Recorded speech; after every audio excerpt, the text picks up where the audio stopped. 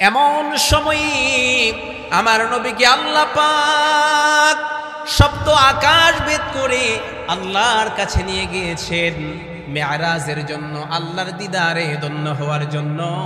যেই সময়টা ছিল আমার নবীর গোটা জীবনের মধ্যে সবচাইতে বড় ব্যথাতুর জীবন, কষ্টের সময়। এমন ব্যথাতুর সময়, কষ্টের সময় আমার নবীর জীবনে এর পূর্বে আর কখনো আসে নাই।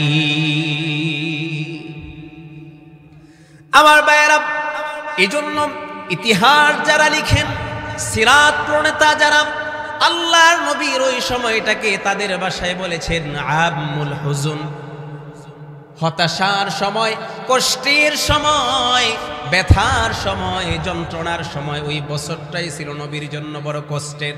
কি ছিল এমন ঘটনা যেই কারণে আমার আপনার নবীর মধ্যে এত কষ্ট ছিল? আমার ভাইয়েরা, তিনটা বছর আমার আপনার নবীজি শিআবে আবি তালেবের মধ্যে অবরুদ্ধ ছিলেন, এমন এক কারাগারের মধ্যে বন্দী ছিলেন। দুনিয়ার কোন জেলখানার সঙ্গে আমার নবীর অবরুদ্ধকালীন জেলখানার তুলনা হয় না, ঠিক কিনা বলে? আমার মুরব্বীরা, যুবক ভাইয়েরা, এই দুনিয়ার জেলখানা, এই দুনিয়ার কারাগারগুলো স্থাপনা আছে, বিল্ডিং আছে, ছাউনি আছে, মাথার উপরে ছাদ আছে, ঠিক কিনা বলেন? একটা মানুষ যত বড় অপরাধী হোক না কেন, মাথার উপরে ছাউনি আছে, ছাদ আছে, এমন একটা রুমের মধ্যে থাকার ব্যবস্থা করা হয়। 3 বেলা তার জন্য খাবারের ব্যবস্থা করা হয়। আরো কত ধরনের সুযোগ সুবিধা একজন কয়েদির জন্য জেলখানার মধ্যে আছে। কিন্তু 2 জাহানের বাদশা, উম্মতের দরদি, মায়ার নবী, রাহমাতের নবী মুহাম্মাদুর রাসূলুল্লাহ সাল্লাল্লাহু আলাইহি ওয়াসাল্লাম 3 বছর, 1 দিন 2 দিন নয়, 3টা বছর এমন কারাগারের মধ্যে অবরুদ্ধ ছিলেন, যেই কারাগারের নাম শিআবে আবি তালেব, যেই জায়গার মধ্যে মাথার উপরে কোনো ছাউনি নাই, খোলা আকাশের নিচে পাথরযুক্ত পাহাড় আর মরুভূমির মধ্যে তিনি অবরুদ্ধ। আমার ভাইয়েরা, খাবারের পর্যাপ্ত কোনো ব্যবস্থা নাই, এমনকি গোসলের কোনো সুযোগ নাই। একইভাবে প্রস্রাব পায়খানা করার মতো যথাযথ ব্যবস্থা নাই, বাজারঘাট করার মতো কোনো সুযোগ দেওয়া হতো না। অন্য কোনো মানুষের সঙ্গে স্বাভাবিকভাবে তারা কথাবার্তা বলবে, কমিউনিকেশন করবে, এই বিষয়টাও কোনো ব্যবস্থা ছিল না। চূড়ান্তভাবে আল্লাহর নবীকে অবরুদ্ধ করে রাখা হয়েছে 3 বছর। নাউজুবিল্লাহ বলে। কয় বছর? 3টি বছর আমার নবীজি অবরুদ্ধ ছিলেন। 3টি বছর অবরুদ্ধ থাকার পরেই সবেমাত্র আমার নবীজি মুক্ত হয়েছেন। আমার প্রাণের ভাইয়েরা, যুবক বন্ধুরা, 3টা বছর অবর্ণনীয় কষ্ট করার পরই আমার ভাইয়েরা, আল্লাহর নবীর সবচাইতে 2 জন আপন মানুষ, 2 জন পরম সঙ্গীকে আল্লাহর নবী হারিয়েছেন। এর মধ্যে একজন হলেন আল্লাহর নবীর চাচা আবু তালেব, আর আরেকজন হলেন আমার নবীর পরমা স্ত্রী, জীবন সঙ্গিনী, উম্মাহাতুল মুমিনিন, আমাদের মা জননী হযরতে খাদিজা। আল্লাহু আকবার বলে। একদিকে 3 বছরের অবরুদ্ধ থাকার কষ্ট, আর এরপরেই অল্প সময়ের ব্যবধানে, 5 থেকে 7 দিনের ব্যবধানে চাচা আবু তালেবকে হারিয়েছেন, খাদিজাতুল কুবরা রাদিয়াল্লাহু আনহাকে হারালেন। আমার ভাইয়েরা, যুবক বন্ধুরা, নবীর উম্মত, আবু তালেব আমার নবীর কেমন আপন ছিল, কতটা কাছের ছিল, কেমন গার্ডিয়ান ছিল, কেমন অভিভাবক ছিল। যদিও তিনি কাফের ছিলেন, যদিও তিনি বেঈমান ছিলেন, কিন্তু এই দুনিয়ার হাজারো নামদারি মুসলমান, নামদারি লেবাসদারি মুসলমান নামক মুনাফিকের চাইতে কাফের হওয়ার পরেও নবীর চাচা আবু তালেব 1000 গুণে ভালো ছিল, ঠিক কিনা বলে? যদিও আবু তালেব কাফের, কিন্তু গোটা জীবন আল্লাহর নবীকে সেভ করার জন্য নিজে কষ্ট করেছেন। 1 মুহূর্তের জন্য আল্লাহর নবীকে কষ্ট দেয় নাই, বরং নিজের সন্তানদেরকে দূরে সরায়া আল্লাহর নবীকে বুকে আগলে রেখেছেন, তিনি আবু তালেব। জোরে করে সুবহানাল্লাহ। আমার ভাইয়ের, আমার বন্ধুরা, যেই চাচা আবু তালিব কাফেরদের পাথর বৃষ্টি উপেক্ষা করি আমার নবীকে বুকের মধ্যে আগলে রেখেছেন, সেই চাচা আবু তালেবকে হারালেন। আর আমাদের মা জননী হযরত খাদিজাকে হারালেন। আহারে, ওই সময় আল্লাহর নবীর আর কোনো বিবি ছিল না, একমাত্র বিবি হযরত খাদিজাতুল কুবরা। বিজামালিহি হাসনাতু জামিউ খিসালিহি সাল্লু আলাইহি ওয়া আলিহি হোনা ইয়াফুল तो बुलबुल का तरन्नुम भी न हो, ज़म्न दहर में कलियों का तबस्सुम भी न हो, बलगल उला शबाई बिकमालिही कशफत दुजा बिजमालिही हसनत जमीउ खिसालिही सल्लु আলাইহি ওয়া আলিহি। তো মুহাব্বতে জিকির করি লা ইলাহা, জোরে লা ইলাহা।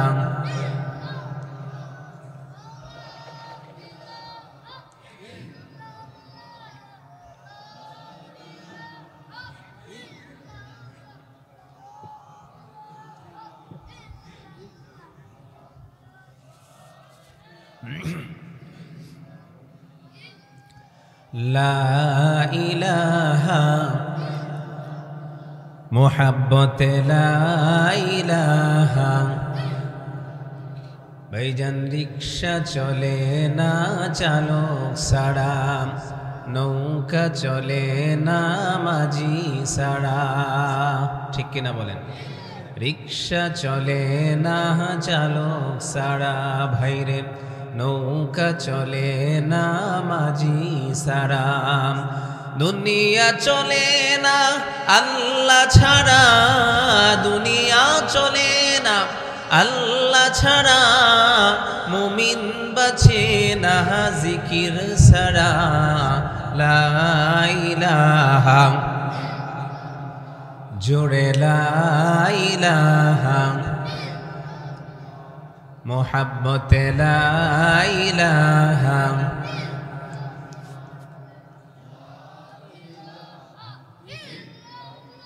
লা ইলাহা ইল্লাল্লাহু মুহাম্মাদুর রাসূলুল্লাহ সাল্লাল্লাহু আলাইহি ওয়াসাল্লাম।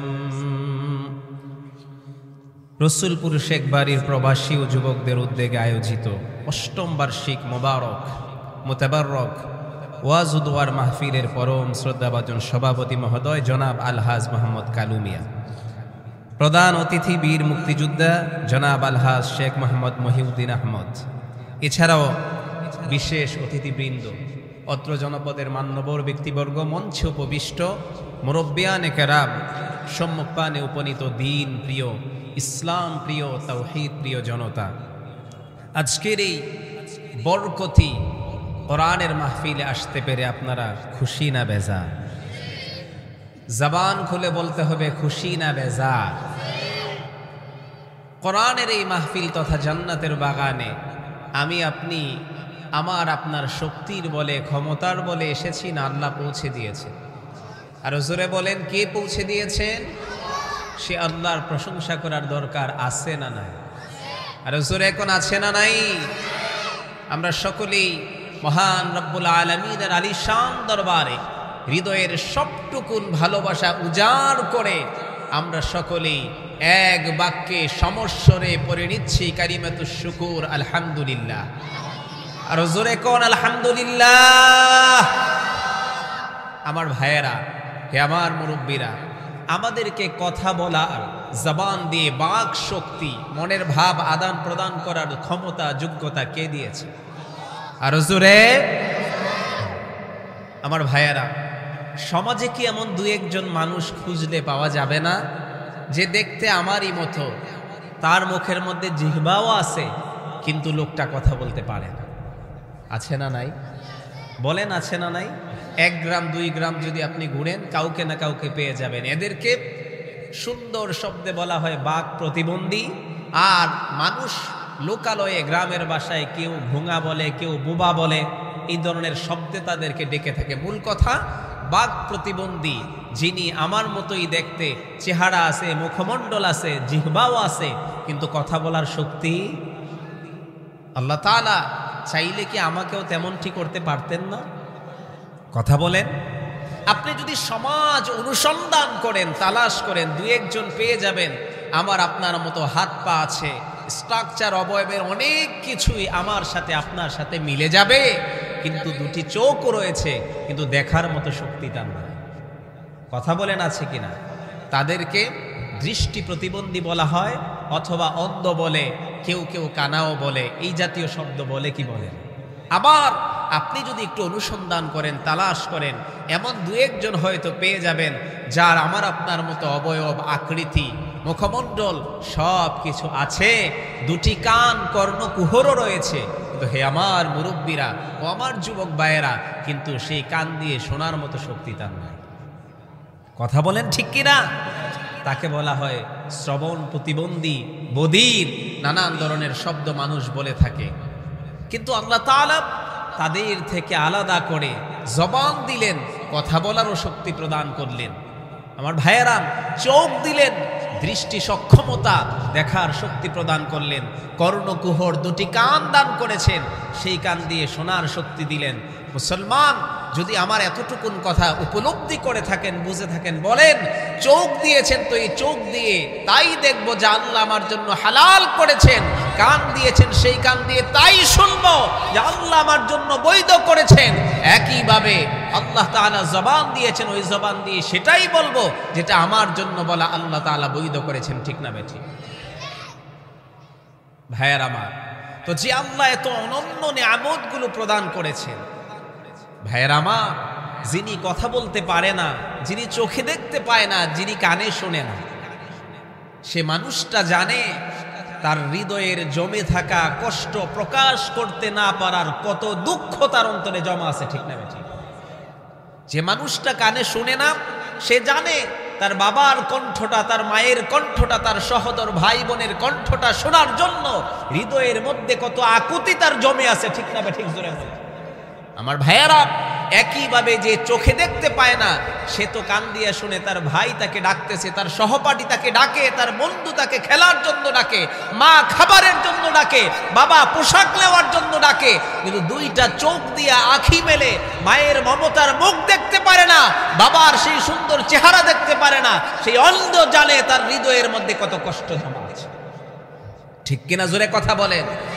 আল্লাহ তাআলা চাইলে আমাকে আপনাকে অন্ধ বানাতে পারতেন, বধির, কানে শুনতে পায় না এমন বানাতে পারতেন, কথা বলতে পারে না এমন বানাতে পারতেন। তা না করে সমস্ত নিয়ামত দিয়ে ধন্য করে, সুস্থতার অনন্য নিয়ামত দিয়ে আমাকে আপনাকে আল্লাহ দুনিয়ায় বাঁচিয়ে রেখেছেন। উদ্দেশ্য কি? আমরা যেন জীবন চলার রন্ধ্রে রন্ধ্রে, পরতে পরতে একজনের প্রশংসা আদায় করি। আওয়াজ করে বলেন তিনি কে? বুঝে থাকলে শরীরের সব শক্তি বিনিয়োগ করে আল্লাহর নামের একটা তাকবীর দেই, লিল্লাহি তাকবীর। ভাইয়ের আমার কথা বুঝতে আপনাদের কষ্ট হয় না তো? সকলে বুঝতে পারতেছেন? কিছু সময় আলোচনা করা যাবে ইনশাআল্লাহ। আমার সাথে মাঝে মাঝে একটু কথা বলবেন, পারবেন না ইনশাআল্লাহ? আমার ভাইয়েরা, এই পৃথিবীতে আল্লাহ সুবহানাহু ওয়া তাআলা 1 লক্ষ মতান্তরে 2,24,000 পয়গাম্বর, আবার কেউ কেউ বলেছেন অসংখ্য অগণিত নবী রাসূল। ঠিক কিনা বলেন?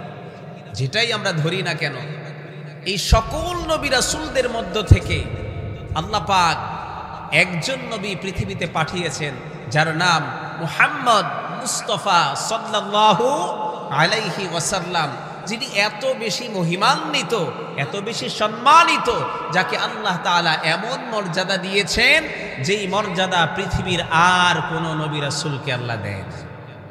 ঠিক না বেঠিক? কেন? যদি প্রশ্ন হয় হুজুর আর কোন নবী রাসূলের মর্যাদা আমাদের নবীর মতো কেন নয়, এর অনেক উত্তরের মধ্যে প্রধানতম উত্তর হলো এটা, কোন নবী রাসূলকে আল্লাহ তাআলা ধরা পৃষ্ঠ হতে ঊর্ধ্ব গগনে সপ্ত আকাশ বেদ করে আল্লাহর আরশ পর্যন্ত আল্লাহর বাড়িতে নিয়ে যায় নাই, ঠিক না বেঠিক? আমার ভাইয়েরা, মুসা আলাইহিস সালামের মতো জলিলুল কদর পয়গম্বর, তিনি আল্লাহর সঙ্গে কথা বলেছেন, এই জন্য তার লাকব আর উপাধি ছিল কালিমুল্লাহ, ঠিক না বেঠিক? মানে আল্লাহর সঙ্গে কথা বলনেওয়ালা। কিন্তু মুসা আলাইহিস সালাম কথা বলেছেন, পয়গম্বর মুসা অবস্থান করেছেন জমিনে, আর আল্লাহ ছিলেন আরশ মুহাল্লার উপরে, কুরসির উপরে আরোহণ করে মুসার সঙ্গে কথা বলেছেন, ঠিক না বেঠিক? আর আমার নবী হাবিবে কিবরিয়া মুহাম্মদ মুস্তাফা সাল্লাল্লাহু আলাইহি ওয়াসাল্লামের সঙ্গে আল্লাহ তাআলা কথা বলেছেন, শব্দ আকাশ বেদ করে আল্লাহ তাআলা তার একেবারে কাছে নিয়ে এরপরে আমার নবীর সঙ্গে প্রেমের আলাপ করেছেন। জোরে কোন সুবহানাল্লাহ। তাহলে সমস্ত নবীর মধ্যে শ্রেষ্ঠত্ব আর মর্যাদায় আমার নবী হলেন সবার সেরা, ঠিক কিনা? জোরে।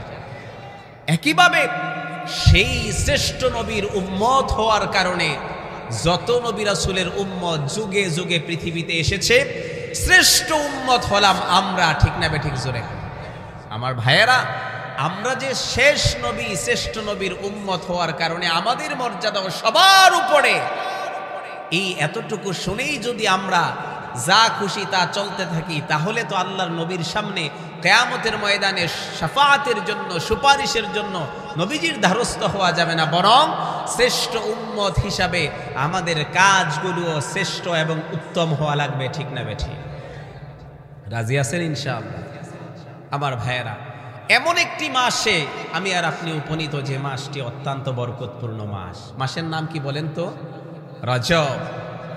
রজব এমন এক মাস, নবী আলাইহিস সালাতু ওয়াস সালাম 40 বছর বয়সে আল্লাহ পাক আনুষ্ঠানিকভাবে নবুয়ত দিয়েছেন, ঠিক কিনা? রাসূল করিম সাল্লাল্লাহু আলাইহি ওয়াসাল্লাম তিনি জন্ম থেকেই নবী, জন্মের আগে থেকেই আল্লাহর উম্মুল কিতাবে তিনি নবী, কিন্তু আনুষ্ঠানিকভাবে, দাপ্তরিকভাবে আল্লাহর রাসূলকে আল্লাহ তাআলা 40 বছর বয়সে নবুয়ত বুঝিয়ে দিয়েছেন, ঠিক না বেঠিক? জোরে বলেন। সে 40 বছর থেকে 63 বছরের জীবনে তিনি ইন্তেকাল করলেন। এই 23টি বছর নবী হিসাবে, রাসূল হিসাবে তিনি ধরা পৃষ্ঠে ছিলেন। কখনোই পৃথিবীর কোনো কারণে আল্লাহ রাসূল এই দোয়া করেন নাই, আল্লাহ আমার হায়াতটা আপনি 1 দিন, 1 মাস, 1 বছর বা কিছু সময় বাড়ায় দেন। কিন্তু আমার ভাইয়েরা খুব খেয়াল করবেন, রজব হলো সেই মহিমান্বিত মাস, যেই মাসের চাঁদ দেখার পরেই আমার আপনার নবীজি আল্লাহর কাছে বিশেষ একটি দোয়া করেছেন, আল্লাহুম্মা বারিক লানা ফি রজব ওয়া শাবান ওয়া বাল্লিগনা রমাদান। জোরে কোন সুবহানাল্লাহ। অর্থাৎ রজব শাবানে আল্লাহর কাছে বরকত চেয়েছেন, রমাদান পর্যন্ত আল্লাহ যেন দয়া করে হায়াতটা বাড়িয়ে দেয়, হায়াতটা পৌঁছে দেয়, এই জন্য আল্লাহর নবী দোয়া করেছেন। সুবহানাল্লাহ। এজন্য উম্মত হিসাবে আমাদেরকেও এই দোয়া করার দরকার আছে না নাই? রমজান আমরা পেতে চাই কি চাই না? আমার ভাইয়ের, আমার বন্ধুরা, আমার আপনার নবীজি সরকার দো আলম নবিয়ুল মুকাররম মুহাম্মদুর রাসূলুল্লাহ সাল্লাল্লাহু আলাইহি ওয়াসাল্লাম, আল্লাহ তাআলা আমার নবীকে ইসরা করিয়েছেন, একইভাবে মেরাজ করিয়েছেন। দুটি শব্দ বলেছি, একটু আমার সঙ্গে কথা বলেন। একটি হলো ইসরা, আরেকটা হলো মেরাজ। কয়টা শব্দ বলেছি?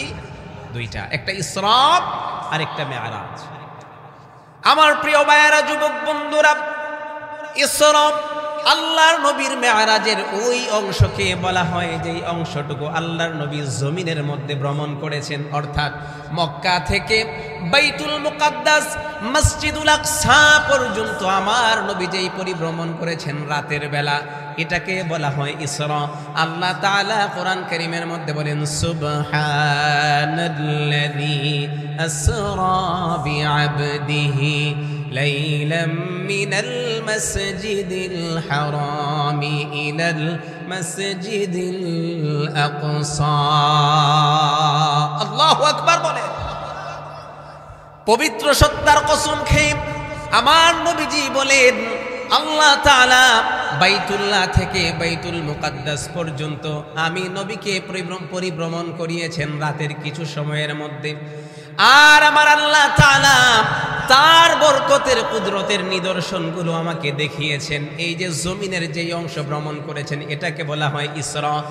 আর বাইতুল মুকাদ্দাস থেকে সপ্ত আকাশ ভেদ করে সিদরাতুল মুনতাহা হয়ে আল্লাহ তাআলার একেবারে নৈকট্য লাভ করেছেন, আল্লাহর একেবারে কাছে গিয়েছেন, আল্লাহর দিদারে ধন্য হয়েছেন। ওই অংশটুকুকে বলা হয় মেরাজ। সুবহান। আমার প্রিয় ভাইয়েরা, যুবক বন্ধুরা, আমার নবীর জীবনে মেরাজ কেন সংগঠিত হয়েছে? মুফাসসিরিনে কেরামগণের দুইটা মৌলিক কারণ উল্লেখ করেছেন। আওয়াজ দিয়ে বলেন কয়টা? মৌলিক দুইটা কারণ, এর সঙ্গে আনুষঙ্গিক আরো কয়েকটা বিষয় আছে। মৌলিক কারণ হলো দুইটা। এমন সময় আমার নবীকে আল্লাহ পাক সপ্ত আকাশ ভেদ করে আল্লাহর কাছে নিয়ে গিয়েছেন মেরাজের জন্য, আল্লাহর দিদারে ধন্য হওয়ার জন্য। যেই সময়টা ছিল আমার নবীর গোটা জীবনের মধ্যে সবচাইতে বড় ব্যথাতুর জীবন, কষ্টের সময়। এমন ব্যথাতুর সময়, কষ্টের সময় আমার নবীর জীবনে এর পূর্বে আর কখনো আসে নাই। আমার ভাইয়েরা, এজন্য ইতিহাস যারা লিখেন, সিরাত প্রণেতা যারা, আল্লাহর নবীর ওই সময়টাকে তাদের ভাষায় বলেছেন আমুল হুজুন, হতাশার সময়, কষ্টের সময়, ব্যথার সময়, যন্ত্রণার সময়। ওই বছরটাই ছিল নবীর জন্য বড় কষ্টের। কি ছিল এমন ঘটনা যেই কারণে আমার আপনার নবীর মধ্যে এত কষ্ট ছিল?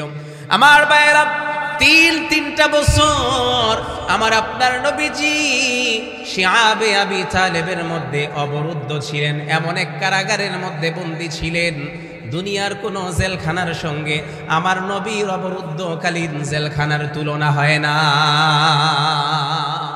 ঠিক কিনা বলে? আমার মুরব্বীরা, যুবক ভাইয়েরা, এই দুনিয়ার জেলখানা, এই দুনিয়ার কারাগারগুলো স্থাপনা আছে, বিল্ডিং আছে, ছাউনি আছে, মাথার উপরে ছাদ আছে। ঠিক কিনা বলেন? একটা মানুষ যত বড় অপরাধী হোক না কেন, মাথার উপরে ছাউনি আছে, ছাদ আছে, এমন একটা রুমের মধ্যে থাকার ব্যবস্থা করা হয়। 3 বেলা তার জন্য খাবারের ব্যবস্থা করা হয়। আরো কত ধরনের সুযোগ সুবিধা একজন কয়েদির জন্য জেলখানার মধ্যে আছে। কিন্তু 2 জাহানের বাদশা, উম্মতের দরদি, মায়ার নবী, রাহমাতের নবী মুহাম্মাদুর রাসূলুল্লাহ সাল্লাল্লাহু আলাইহি ওয়াসাল্লাম 3 বছর, 1 দিন 2 দিন নয়, 3টা বছর এমন কারাগারের মধ্যে অবরুদ্ধ ছিলেন, যেই কারাগারের নাম শিআবে আবি তালেব, যেই জায়গার মধ্যে মাথার উপরে কোনো ছাউনি নাই, খোলা আকাশের নিচে পাথরযুক্ত পাহাড় আর মরুভূমির মধ্যে তিনি অবরুদ্ধ। আমার ভাইয়েরা, খাবারের পর্যাপ্ত কোনো ব্যবস্থা নাই, এমনকি গোসলের কোনো সুযোগ নাই। একইভাবে প্রস্রাব পায়খানা করার মতো যথাযথ ব্যবস্থা নাই, বাজারঘাট করার মতো কোনো সুযোগ দেওয়া হতো না। অন্য কোনো মানুষের সঙ্গে স্বাভাবিকভাবে তারা কথাবার্তা বলবে, কমিউনিকেশন করবে, এই বিষয়টাও কোনো ব্যবস্থা ছিল না। চূড়ান্তভাবে আল্লাহর নবীকে অবরুদ্ধ করে রাখা হয়েছে 3 বছর। নাউজুবিল্লাহ বলে। কয় বছর? 3টি বছর আমার নবীজি অবরুদ্ধ ছিলেন। 3টি বছর অবরুদ্ধ থাকার পরেই সবেমাত্র আমার নবীজি মুক্ত হয়েছেন।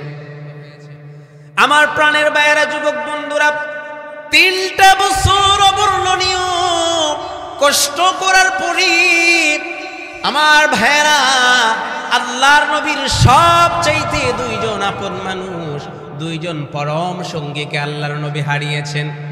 এর মধ্যে একজন হলেন আল্লাহর নবীর চাচা আবু তালেব, আর আরেকজন হলেন আমার নবীর পরমা স্ত্রী, জীবন সঙ্গিনী, উম্মাহাতুল মুমিনিন, আমাদের মা জননী হযরতে খাদিজা। আল্লাহু আকবার বলে।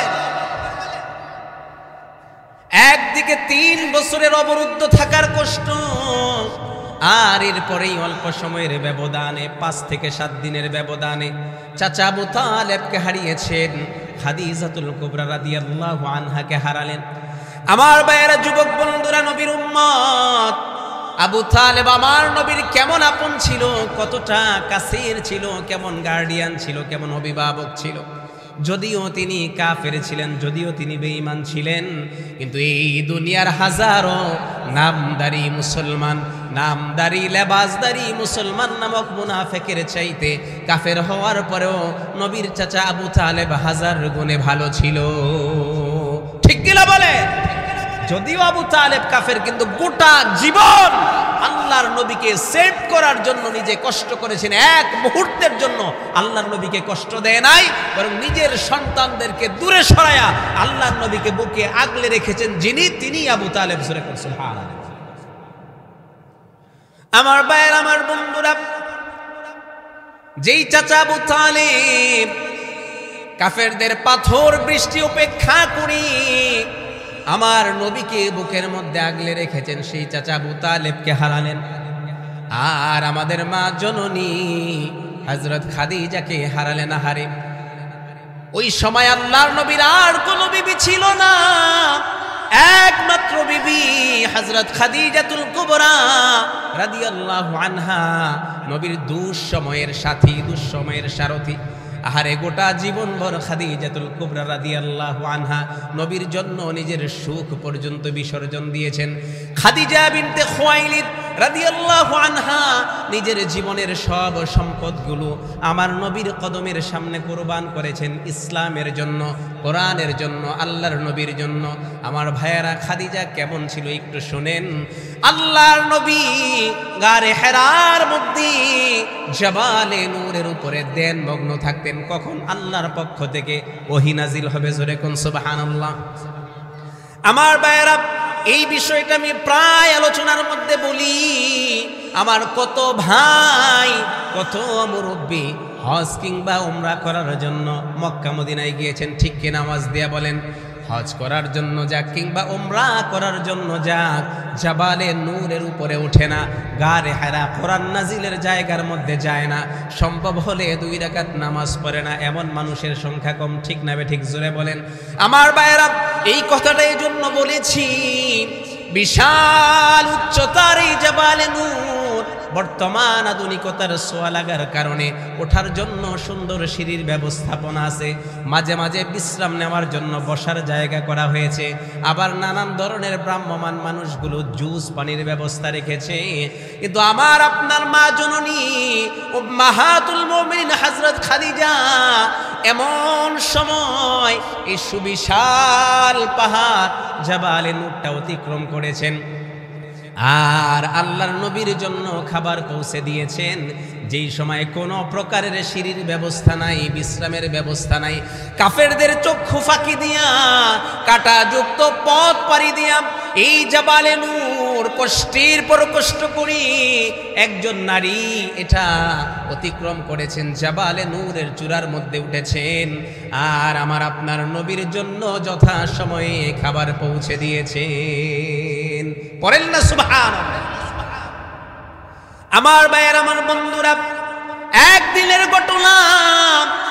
হযরত খাদিজা কষ্টের পর কষ্ট করি খাবার নিয়ে আল্লাহর নবীর জন্য জাবালে নূরে চলে গেলেন। আল্লাহর নবী যখন হযরতে খাদিজাকে দেখলেন, সঙ্গে সঙ্গে আল্লাহর নবী মুখে কোন সুবহানাল্লাহ।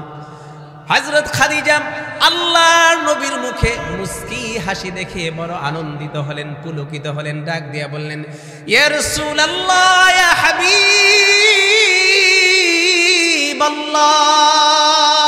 আল্লাহু আকবার বলেন। ওগো আমার প্রাণের নবীজি, ও আমার প্রাণের স্বামী, আপনার মুখে একটু হাসি দেখার জন্য, আপনার আনন্দ ঘন চেহারা দেখার জন্য আমি দিনের পর দিন, রাতের পর রাত অপেক্ষা করি। আজকে আমার খুশনসিব সৌভাগ্য, এত কষ্ট করে জাবালে নূরে আসার পরে আপনার চেহারার মধ্যে আমি হাসি দেখতে পেয়েছি। জোরে কোন সুবহানাল্লাহ। আল্লাহর নবী ডাক দিয়ে কয়, খাদিজা, আমার যেই হাসি এই হাসির কারণ কি তুমি জানোনি? হযরত খাদিজা বলল, ইয়া রাসূলুল্লাহ, না না, আমি জানি না। আল্লাহর নবী ডাক দিয়ে কয়, খাদিজা, আমার চেহারার মধ্যে আনন্দের কারণ, আমার চেহারার মধ্যে মুস্কি হাসির কারণটা তুমি। কেননা আল্লাহ তাআলা খাদিজা তোমার মর্তবা, তোমার মর্যাদা এতটাই বাড়িয়ে দিয়েছেন, এতটা বুলন্দ করে দিয়েছেন, স্বয়ং আল্লাহ তাআলা জিবরাইলের মাধ্যমে তুমি খাদিজাকে সালাম জানিয়েছেন। আল্লাহু আকবার।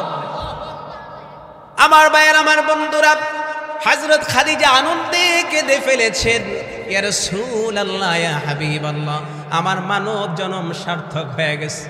ওগো নবীজি, আমার জীবন ধন্য হয়ে গেছে। আহকামুল হাকিমিন রব্বুল আলামিন আমার মতো খাদিজাকে সালাম জানিয়েছে। ওগো নবীজি, আপনার কাছে দরখাস্ত, ইয়া রাসূলুল্লাহ, আল্লাহর সালামের জবাব কতটা আদবের সঙ্গে কিভাবে দিতে হয় আমি খাদিজা তো জানি না। আপনার কাছে আমার দরখাস্ত, আমি খাদিজার পক্ষ থেকে আল্লাহ তাআলার সালামের জবাবটা আপনি দিয়া দেন। সুবহান, কি মর্যাদা হযরত খাদিজাকে আল্লাহ তাআলা দিয়েছিলেন, বলেন না সুবহান। আমার ভাইয়েরা, সেই খাদিজাতুল কুবরা রাদিয়াল্লাহু আনহাকেও হারালেন। একদিকে 3 বছরের অবরুদ্ধ থাকার কষ্ট, আরেকদিকে চাচা আবু তালেবকে হারালেন। অল্প সময়ের ব্যবধানে নিজের জীবনের পরম সঙ্গী হযরত খাদিজাকে হারালেন। তিনটা কষ্ট। আল্লাহর নবীর হৃদয়টা ভেঙে গিয়েছে, মানসিকভাবে ভেঙে পড়েছেন। ঐতিহাসিকরা লিখেন, কেমন যেন আল্লাহর নবীর পাজরটা ভেঙে গিয়েছে, আল্লাহর নবী বড় কষ্টের মধ্যে পড়ে গেলেন। আমার ভাইয়েরা, এত কষ্ট পেলেন, এরপরেও আল্লাহর নবী ঘরে বসে থাকেন নাই। মক্কার মানুষগুলো বারবার আমার নবীকে কষ্ট দেয়, নানানভাবে গালিগালাজ করে। আর এতগুলো ব্যথা পাওয়ার পরেও আল্লাহর নবী চিন্তা করলেন, কাদেরকে দ্বীনের দাওয়াত দিব। তিনি সিদ্ধান্ত নিয়ে মক্কা থেকে সফর করে তায়েফে গেলেন। তায়েফের মানুষদেরকে দ্বীনের দাওয়াত দিলেন। জোরে করে সুবহান। তায়েফের মানুষদেরকে প্রায় 45 দিন, 1.5 মাস ব্যাপী আল্লাহ রাসূল একটাই দাওয়াত দিলেন, ও তায়েফবাসী, পড়ে নাও না লা ইলাহা ইল্লাল্লাহ মুহাম্মাদুর রাসূলুল্লাহ সাল্লাল্লাহু আলাইহি ওয়াসাল্লাম। আমার ভাইয়েরা, আফসোস এবং পরিতাপের বিষয় হলো, একটা তায়েফের মানুষও আল্লাহর নবীর ডাকে সাড়া দিল না। উপরন্তু এত বেশি কষ্ট আমার নবীকে দিয়েছে তায়েফের মানুষেরা। এত পাষণ্ড, এত নির্মম তারা। ছোট্ট ছোট্ট ছেলেগুলোকে লেলিয়ে দিল, আল্লাহর নবীকে পাগল বলে আখ্যায়িত করে। আর ওই ছোট্ট ছেলেরা পাগল বলে তাড়ালো, রাসূলুল্লাহকে বৃষ্টির মতো পাথর নিক্ষেপ করলো। জোরে কোন নাউযুবিল্লাহ। আমার ভাইয়েরা, এত বেশি পাথরের আঘাত আল্লাহর নবী তায়েফের ময়দানে সহ্য করেছে। এত বেশি পাথরের আঘাত, খুব দিল দিয়া বোঝেন। আম্মা জান আয়েশা সিদ্দিকা রাদিয়াল্লাহু আনহা, তিনি একদিন আল্লাহর নবীর পিঠটা হাত দিয়ে বুলিয়ে দিচ্ছিলেন। বলেন না সুবহানাল্লাহ। মমতার হাত দিয়ে, ভালোবাসার হাত দিয়ে, দুই জাহানের বাদশাহ, বিকুল সম্রাট, ইমামুল মুরসালিন, আমার আপনার নবীর পিঠটা তিনি হাত দিয়ে বুলিয়ে দিচ্ছিলেন। দেখলেন গোটা পিঠটার মধ্যে একেবারে ঝাঁঝরা হয়ে যাওয়ার মতো একটু পরপর ছোট্ট ছোট্ট ছোট্ট ছোট্ট আঘাতের চিহ্ন। খুব খেয়াল করে আম্মা জান আয়েশা সিদ্দিকা বললেন, ইয়া রাসূলুল্লাহ, ইয়া হাবিবাল্লাহ, আপনার পিঠের মধ্যে এত ছোট্ট ছোট্ট আঘাতের চিহ্ন। ওগো নবীজি, আমি জানতে চাই, আপনি যখন ছোট ছিলেন আপনার কি কোনো বসন্ত রোগ হয়েছিল? নাউযুবিল্লাহ। মানে এই আঘাতের চিহ্ন দেখে আম্মা জান কৌতূহলী হলেন, নবীজি আপনার কি কখনো বসন্ত রোগ হয়েছিল কিনা, যার দাগ রয়ে গেছে। আমার ভাইয়ের, আমার বন্ধুরা, আল্লাহর নবীজি আম্মা জান আয়েশাকে ডাক দিয়ে বললেন, আয়েশা রে, এটা তুমি কি বললা, কি কথা বললা? এ আয়েশা, তুমি জানো না আল্লাহ তাআলা আমি নবীকে এমন মর্তবা, এমন মর্যাদা দিয়েছেন, আমার জিসিম মোবারকের মধ্যে, আমার শরীরের মধ্যে মশা মাছি বসা পর্যন্ত আমার আল্লাহ তাআলা হারাম করে দিয়েছে। এরে আয়েশা, আমার শরীরের মধ্যে যখন ঘাম বিন্দুগুলো জমা হয়, আমার পাগল প্রেমিক সাহাবীগুলো আমার সেই ঘাম বিন্দুগুলোকে এক জায়গায় করে আতর বানায়, তারা মেশকের মতো সুগন্ধি নেয়। জোরে কোন সুবহানাল্লাহ। এ আয়েশা, আমার আল্লাহ এমন মর্যাদা আমাকে দিয়েছেন, গোটা জীবনে যতবার আমি মলমূত্র ত্যাগ করেছি একটা সেকেন্ডের জন্য জমিনের উপরে ছিল না, মুহূর্তের মধ্যেই মলমূত্র জমিন গ্রাস করে নিজের মধ্যে নিয়ে নিয়েছে। এ আয়েশা, আমার পিঠের মধ্যে যে আঘাতের চিহ্ন দেখতে পাচ্ছ গোটা পিঠ জুড়ে, এটা কোনো বসন্ত রোগের কারণে নয় রে আয়েশা। আল্লাহর জমিনে আল্লাহর দ্বীন প্রতিষ্ঠার জন্য, কোরআনের রাজ কায়েম করার জন্য, মানুষগুলোকে জাহান্নাম থেকে জান্নাতি করার জন্য তায়েফের ময়দানে যে আমি দ্বীনের দাওয়াত দিয়েছি, ওই সময় না বুঝে ওই তায়েফের ছেলেগুলো এত বেশি পাথরের আঘাত আমার পিঠের মধ্যে করেছে, যে আঘাতের চিহ্নগুলো এখনো পর্যন্ত নিভে যায় নাই। এত কষ্ট রাসূলুল্লাহ দ্বীনের জন্য করেছে, উম্মত হিসাবে আজকে আমাদের কি অবদান দ্বীনের জন্য, ইসলামের জন্য, ঠিক কিনা কথা বলে? আমার ভাইয়েরা, এই জন্য মূল আলোচনা খেয়াল করেন। মৌলিকভাবে দুইটা কারণে মেরাজ হয়েছে। একদিকে আবু তালেবকে হারিয়েছেন, আরেকদিকে আম্মাজান খাদিজাকে হারিয়েছেন। আবার 3 বছর সে আবি তালেবের মধ্যে অবরুদ্ধ ছিলেন। পাশাপাশি তায়েফের ময়দানে ব্যথিত হওয়ার পরে যখন আঘাত খেয়ে ফিরে আসলেন, আবু জাহেল ঠাট্টা করে মস্করা করে বলল, আরে মুহাম্মদ, তুমি না বলো তোমার সঙ্গে আল্লাহ পাক তোমাকে নবী রাসূল হিসাবে পাঠিয়েছে, কিন্তু আমরা তোমাকে বিতাড়িত করেছি, তোমার কথায় সাড়া দেই নাই। এখন তো তায়েফের মানুষ, এমনকি তায়েফের ছোট্ট ছোট্ট বাচ্চাগুলো তোমাকে পাথর মেরে তাড়িয়ে দিয়েছে। জোরে কোন নাউযুবিল্লাহ। আমার বাইরে যুবক বন্ধুরা, এই কথা বলার পরই আমার নবীর হৃদয়টা ব্যথায় জর্জরিত হয়ে গেল, বড় বেশি মানসিকভাবে ভেঙে পড়লেন। আল্লাহ তাআলা 1 সেকেন্ড দেরি করে নাই, জিবরাইলকে ডাক দিয়ে বলল, জিবরাইল যা যা, আমার নবীকে এখনই আমার কাছে তুমি নিয়ে আসো। জোরে কোন সুবহানাল্লাহ। আমার ভাইয়ের, আমার বন্ধুরা, জিবরাইলকে আল্লাহ পাক ডাক দিয়ে কয়, জিবরাইল আর দেরি করার সময় নাই, যাও যাও আমার বন্ধুর কাছে যাও। আমার বন্ধুর দিলের ব্যথা আমি আল্লাহ তাআলার কুদরতে দিলে আর সহ্য হয় না, বরদাস্ত হয় না, এখনই চলে যাও, আমার বন্ধুকে তুমি আমার কাছে নিয়ে আসো। জিবরাইল আমিন চলে আসলেন। আমার ভাইয়েরা, আল্লাহর নবী ঘুমন্ত অবস্থায় ছিলেন, জিবরাইল আমিন জাগায় দিলেন। এরপরে বক্ষ বিদীর্ণ করা হলো, আল্লাহর নবী ওযু করলেন, আর জিবরাইলকে সঙ্গে নিয়ে বাইতুল মুকাদ্দাসের দিকে রওনা হলেন, যেটাকে বলা হয় ইসরা। বাইতুল মুকাদ্দাসে যাওয়ার পরে পয়গম্বরী নামাজ আদায় করেছেন, যেই নামাজের ইমাম ছিলেন আমার নবী, আর মুসল্লি ছিল আদম থেকে ঈসা রুহুল্লাহ পর্যন্ত লক্ষ লক্ষ নবী। সুবহানাল্লাহ। আমার ভাইয়েরা, এই নামাজের ইমামতি করার পরে আমার নবীর আরেকটা লকব আল্লাহর নবীর নামের সঙ্গে লেগে গেল। আমার নবী ওই দিন থেকে হয়ে গেলেন ইমামুল মুরসালিন। কন্যা সুবহান। আমার ভাইয়েরা, এবার বাইতুল মুকাদ্দাস থেকে সপ্ত আকাশ ভেদ করে সিদরাতুল মুনতাহা হয়ে আল্লাহ তাআলার আরশে আজিমে আল্লাহ তাআলা যে কুরসির উপরে আরোহণ করে আছেন, সমাসীন হয়ে আছেন, আল্লাহ তাআলার একেবারে কাছে আল্লাহর নবীকে নিয়ে গেলেন। এত কাছে গেলেন, জিবরাইল যেতে পারে নাই। সিদরাতুল মুনতাহায় যাওয়ার পরে জিবরাইলের সেখানেই তাকে থামিয়ে দেওয়া হয়েছে। বাকি পথটুকু আল্লাহর নবী একা একা আল্লাহর কাছ পর্যন্ত গিয়েছেন। কোন সুবহানাল্লাহ। কত কাছে গিয়েছেন? মুফাসসিরিনে কেরামগণ বলেন যে ধনুক তীর নিক্ষেপ করার সময়ের 2টা মাথা একেবারে যতটা কাছে চলে আসে, তীরটা যখন মারবে এই ধনুকের 2টা মাথা একেবারে বাঁকা হয়ে খুব কাছে চলে আসে। ঠিক না বে ঠিক বলেন? যে আল্লাহর রসুল আল্লাহর কত কাছে গিয়েছে, ধনুকের দুই মাথা যত কাছে চলে আসে আল্লাহর নবী আল্লাহর ততটাই কাছে গিয়েছেন। আল্লাহ পাক আল্লাহর দিদারে ধন্য করেছেন আমার নবী। আর আল্লাহ পাক বললেন, বন্ধু হাবিব আমার, ওই আবু জাহেলের মতো নিকৃষ্ট কাফেরের কথায় আপনি ব্যথা পেয়েছেন, আপনার দিলে আঘাত লেগেছে। ওই আবু জাহেল আপনাকে ইজ্জত দিবে সেই বিষয় নিয়ে আপনি ভাবতেছেন, কষ্ট পাচ্ছেন। হাবিব আমার, বন্ধু আমার, দেখেন আমি আপনাকে আমার এত কাছে এনে বসাই দিয়েছি, আপনার কদমের নিচে আমি আমার গোটা আলম, গোটা জগৎটাকে রেখে দিয়েছি।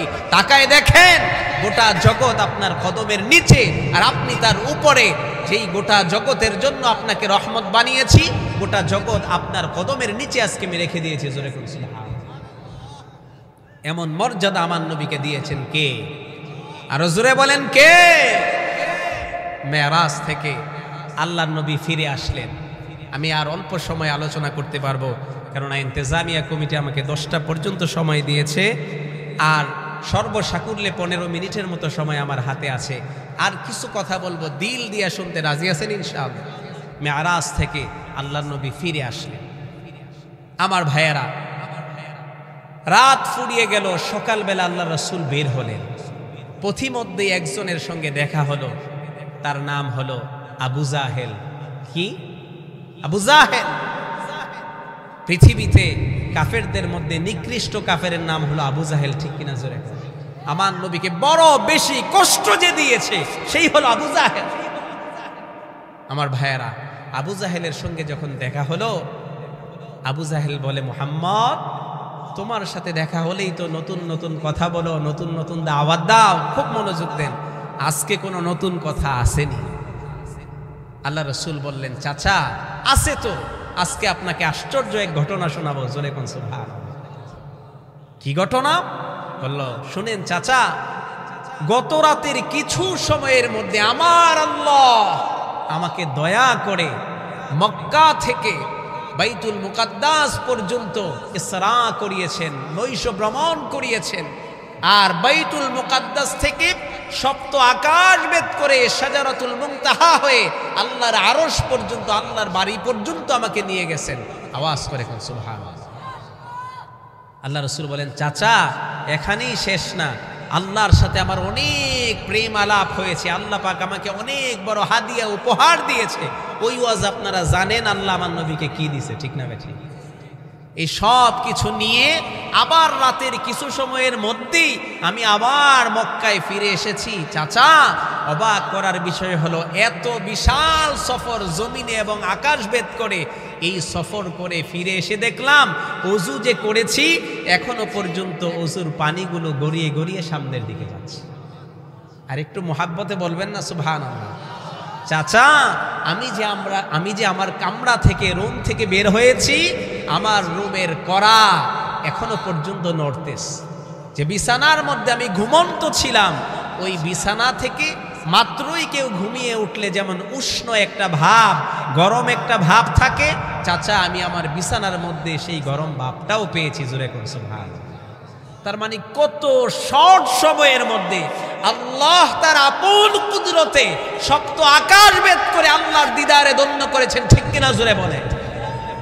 ভাইয়ের আমার, আবু জাহেল এই কথা শোনার পরে সে বিদ্রুপের হাসি হাসতে লাগলো। কিসের হাসি? বিদ্রুপ, তাচ্ছিল্যের হাসা হাসতে লাগলো। আর বলল, ভাতিজা এতদিন পরে একটা পয়েন্ট পাইছি, মানুষরে আজকে বুঝাইতে পারবো আসলেই তুমি একটা পাগল। সুরে কন্যা আবু জাহেল বিদ্রুপের হাসি হেসে সে চলে গেল আবু বকর রাদিয়াল্লাহু আনহুর কাছে। কার কাছে? আবু বকর ইবনুল কুহাফা রাদিয়াল্লাহু আনহুর কাছে চলে গেল। যায় বলল, আবু বকর দেখেন, আবু জাহেল এত দুষ্ট ছিল, এত বড় বেঈমান ছিল, এত বেঈমানি বুদ্ধি তার মাথায়। যায় সে কি বলল খুব খেয়াল করেন। সে যায় বলল, আবু বকর কোন একজন লোক, বুঝতেছেন কথা, কোন একজন লোক সে যদি বলে যে আমি রাতের কিছু সময়ের মধ্যে মক্কা থেকে জেরুজালেমের বাইতুল মুকাদ্দাস গিয়েছি, আবার সেখান থেকে সপ্ত আকাশ ভেদ করে সিদরাতুল মুনতাহা হয়ে আল্লাহর বাড়ি পর্যন্ত গিয়েছি, আবার ফিরে এসেছি। আবু বকর তুমি বলো এটা কি সম্ভব? আবু বকর বলল না, এটা তো সম্ভব না। আসলেও কি সম্ভব? মানে মানুষের স্বাভাবিক সেন্সে এটা কি কোনোদিন সম্ভব? কখনোই সম্ভব নয়। আর যেহেতু আল্লাহর নবীর কথা বলে নাই, আবু বকর বলল না, এটা কোনোদিন সম্ভব না, এটা পাগলের প্রলাপ। এবার আবু জাহেল মনে মনে বিশাল খুশি। সে খুশি হয়ে বলল, শোনো, মুহাম্মাদুর রাসূলুল্লাহ এই কথা আমাকে আজকে বলেছে। যেই মাত্র আল্লাহর নবীর নাম আবু বকর সিদ্দিকের সামনে উচ্চারণ করা হয়েছে, নরম আবু বকর আর নরম থাকে নাই, চেহারাটা লাল বর্ণ হয়ে গেছে। শক্ত হাতে আবু জাহেলের হাতের মধ্যে শক্ত করে ধরলো আর বলল, এই আবু জাহেল, তোর মতো বাটপার প্রতারক মিথ্যাবাদীর কথায় আমি আশ্বস্ত হতে পারি না। আমার নবীর শানে বেয়াদবি করা তোর কাজ, অতএব তোকে নিয়ে আমি আমার নবীর কাছে যাব, এই কথার সত্যতাকে আমি যাচাই করবো। জোরে এখন আল্লাহু আকবার। আমার ভাইয়ের, আমার মুরব্বীরা, আবু বকর শক্ত হাতে ধরে আবু জাহেলকে সঙ্গে নিয়ে আল্লাহর নবীর দরবারে চলে গেল। যাওয়ার পরে এবার আবু জাহেল বলল, মুহাম্মদ তুমি আমাকে সকালবেলা যেই ঘটনা শুনিয়েছ, আবু বকরকে আমি সেই কথাগুলো শুনিয়েছি। আবু বকরও বলেছে সম্ভব না। আল্লাহর রাসূল ডাক দিয়ে বলল, আবু বকর এবার আমার জবান থেকে শোনো, আল্লাহ তাআলা গত রাতে রূহুল আমিন জিবরাইল আলাইহিস সালামকে আমার কামরায় পাঠিয়েছেন। আর জিবরাইল আমিন রাহবার হয়ে আমাকে বাইতুল্লাহ থেকে বাইতুল মুকাদ্দাস, আর বাইতুল মুকাদ্দাস থেকে সপ্ত আকাশ, এমনকি সিদরাতুল মুনতাহা হয়ে আল্লাহ তাআলার আরশে আজিম পর্যন্ত ভ্রমণ করিয়েছেন। জোরে কোন সুবহানাল্লাহ। আমার ভাইয়ের, আমার মুরব্বীরা, ঈমান কোন জিনিসের নাম? আল্লাহর কোরআন বলে সামিআনা ওয়া আতা'না, তখনই তুমি প্রকৃত মুমিন আর মুসলমান হবে। আল্লাহর কোরআন নবীর সুন্নাহ যা বলবে তুমি তাই মেনে নিবে। যেই মাত্র আল্লাহর নবীর মোবারক জবান থেকে শুনলেন যে হ্যাঁ এই ঘটনা সত্য, আবু বকর সঙ্গে সঙ্গে বললেন, ওরে আবু জাহেল শুনে রাখ, আমার নবী যা বলেছেন এর চাইতে মহা সত্য আর কিছুই হতে পারে না। আমার নবী যা বলেছেন সত্য বলেছেন। অবশ্যই আল্লাহর নবীকে আল্লাহ তাআলা এই স্বল্প সময়ের মধ্যে বাইতুল্লাহ থেকে বাইতুল মুকাদ্দাস হয়ে সপ্ত আকাশ পরিভ্রমণ করিয়ে আবার মক্কায় পৌঁছে দিতে পারে। সুবহানাল্লাহ।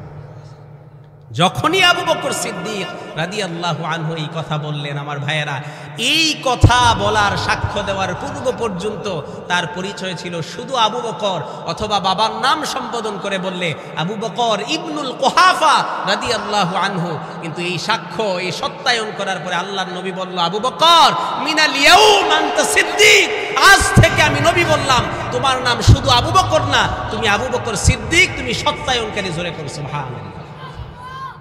হাজার লক্ষ মানুষের সাক্ষর বিপরীতে ও আবু বকর তোমার মর্যাদা আল্লাহ এমন বাড়িয়েছে, তুমি এমন সিদ্দিক, তুমি যদি কোনো বিষয়ের সাক্ষ্য প্রদান করো তো আল্লাহর কাছে, আল্লাহর নবীর কাছে লক্ষ মানুষের সাক্ষর বিপরীতে তুমি আবু বকরের সাক্ষর মূল্যায়ন অনেক অনেক অনেক গুণ বেশি।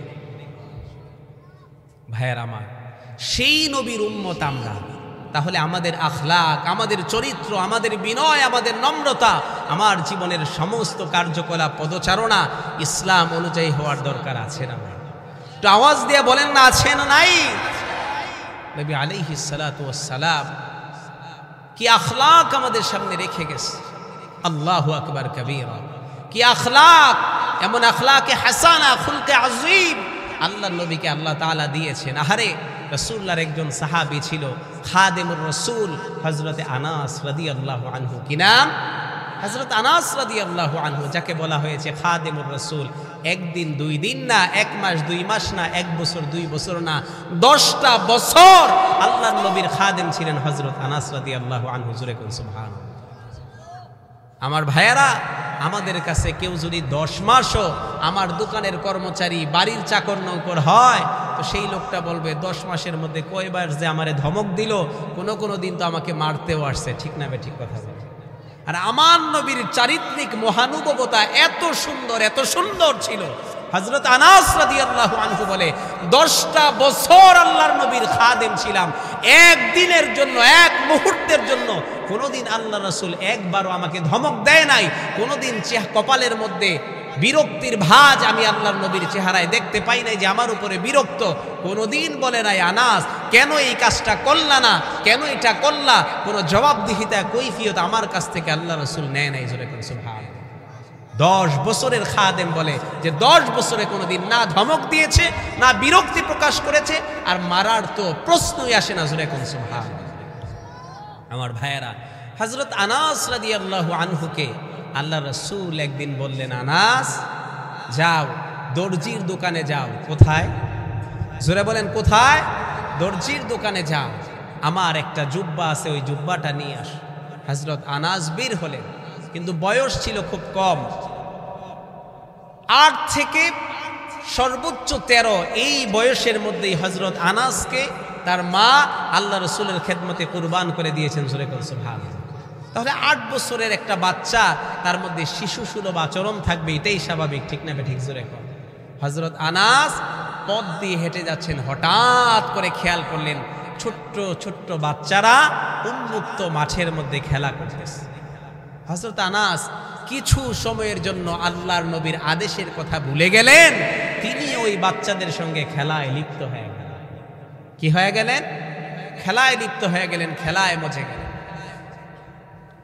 আমার ভাইয়ের, আমার মুরব্বীরা, আমার আপনার নবীজি সরকার দু আলম মুহাম্মদুর রাসূলুল্লাহ সাল্লাল্লাহু আলাইহি ওয়াসাল্লামের চারিত্রিক সৌন্দর্যতা, মহানুভবতা কেমন ছিল?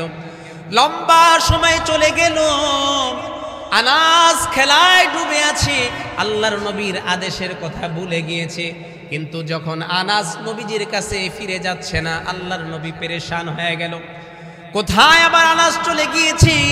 ছোট্ট মানুষ, না জানি আবার রাস্তা হারিয়ে পথ ভুলে অন্য কোথাও চলে গেল। দুই জাহানের বাদশা পেরেশান হয়ে গেলেন। আনাসকে তালাশ করার জন্য, খোঁজার জন্য আল্লাহর নবী নিজে রাস্তায় বের হয়ে আসলেন। সুবহানাল্লাহ। আমার ভাইয়েরা, কিছুটা পথ চলার পরই আমার আপনার নবীজি তাকায় দেখলেন হযরত আনাস ছোট্ট ছোট্ট বাচ্চাদের সঙ্গে মাঠের মধ্যে খেলা করতেছে।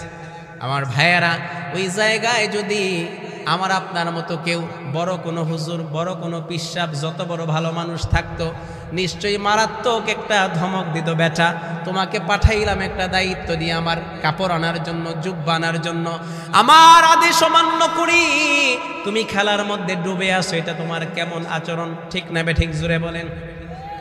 আমার নবীর চারিত্রিক মাধুরতা, কত সুন্দর আখলাক, কেমন আখলাক আমার নবীর ছিল। আমার ভাইয়েরা খেয়াল করেন, আল্লাহর নবী ধমক দেওয়া তো দূরের কথা, সঙ্গে সঙ্গে আনাসকে ডাক দেয় নাই, খেলা বন্ধ করে দেয় নাই, বরং একটা বৃক্ষ গাছের আবডালে অন্তরালে দাঁড়ায়া আল্লাহর নবী দুই জাহানের বাদশা হযরত আনাসের খেলা উপভোগ করতে লাগলেন। আল্লাহু আকবার। আমার ভাইয়েরা, কিছু সময়ের মধ্যে হঠাৎ করে আনাসের চোখটা আল্লাহর নবীর চোখের সঙ্গে আই কন্ট্যাক্ট হয়ে গেল। দেখে ফেললেন আল্লাহর নবী দাঁড়ায় আছে। হযরত আনাস লজ্জিত হয়ে গেলেন, অনুতপ্ত হলেন, বড় বেশি সে লজ্জা পেয়ে গেলেন। আর ভীত সন্ত্রস্ত হয়ে আস্তে আস্তে করে সে সামনের দিকে আসলেন। হযরত আনাস ডাক দিয়ে কই, পৃথিবীর মানুষেরা, আল্লাহর নবীর দিকে ভীত সন্ত্রস্ত হয়ে ভয় নিয়ে আমি আস্তে আস্তে করে সামনে আগালাম। আর মনে মনে ভাবতে লাগলাম, না জানি আমার নবী কষ্ট পেয়ে আমাকে ধমক দেয়, আমার উপরে অসন্তুষ্ট হয়ে যায়। কিন্তু অবাক করার বিষয় হলো, আল্লাহর নবীর একেবারে কাছাকাছি যখন চলে আসলাম, আল্লাহর নবী আমার দিকে তাকায়া একটা মুস্কি হাসি দিলেন। আর একটু মোহাব্বতে বলা যায় না সুবহানাল্লাহ? ধমক দেওয়া তো দূরের কথা, শাসন করা তো দূরের কথা। আনাস বলে, ভয়ে ভয়ে কাপা কাপা অবস্থায় সামনে আগালাম। আস্তে করে নিচ থেকে যখন উপরের দিকে নবীর দিকে তাকালাম, অবাক হয়ে দেখলাম আমার নবী বড় সুন্দর একটা মুস্কি হাসি দিলেন আর বললেন, আনাস তুমি মনে হয় ভুলে গিয়েছো। সুবহানাল্লাহ। হযরত আনাস বলে, এই যে মিষ্টি এক মধুর শাসন হাসির মাধ্যমে আমার গোটা জীবন সোজা হয়ে চলার জন্য আল্লাহর নবীর এই মধুর শাসনটাই আমাকে সাহায্য করেছে। সুবহানাল্লাহ। আমরা কি পারবো আমার নবীর উত্তম আখলাকটা আমাদের জীবনে বাস্তবায়ন করতে? রাজি আছি ইনশাআল্লাহ? কে কে রাজি? দুইটা হাত আল্লাহকে দেখায় দিন, নারায়ে তাকবীর। আল্লাহ কবুল করুক বলি আমিন। আমার ভাইয়েরা, পরবর্তী মেহমান আমার অত্যন্ত মুহাব্বতের, আমার প্রিয় ভাই, আমার বন্ধু প্রতিম হযরতুল আল্লাম মাওলানা আরিফুল ইসলাম আনসারী হাফিজাহুল্লাহ, বাংলাদেশের প্রখ্যাত শ্রেষ্ঠ কয়েকজন আলোচকের একজন, মরহুম আল্লামা জুবায়ের আহমদ আনসারী রহমতুল্লাহ আলাইহির ছাত্র, শিষ্য, মাজাজ। যখন বয়ান শুনবেন মনে হবে যেন হুজুরই বয়ান করতেছে। আমার ভাই চলে আসছে, তিনি আলোচনা করবেন, আমরা সবাই দিল দিয়ে শুনতে পারবো তো ইনশাআল্লাহ। আমি আপনাদের কাছ থেকে বিদায় নিচ্ছি। আপনাদের মসজিদের সুযোগ্য খতিব হযরত মাওলানা সাব্বির আহমদ সরাইলি সাহেব, তিনিও আমার বন্ধু মানুষ। হযরতের আমন্ত্রণে আমি মেহমান হিসেবে আপনাদের কাছে এসেছি, কিছু কথা নবীর শানে আলোচনা করেছি। আবারও যদি কখনো আল্লাহ পাক আপনাদের খেদমতে আমাকে কবুল করে ইনশাআল্লাহ আরও কথা হবে। আমি আপনাদের কাছে দোয়া চাই। এ বলে আজকের মতো বিদায় নিচ্ছি। আসসালামু আলাইকুম ওয়া রাহমাতুল্লাহি ওয়া বারাকাতুহু।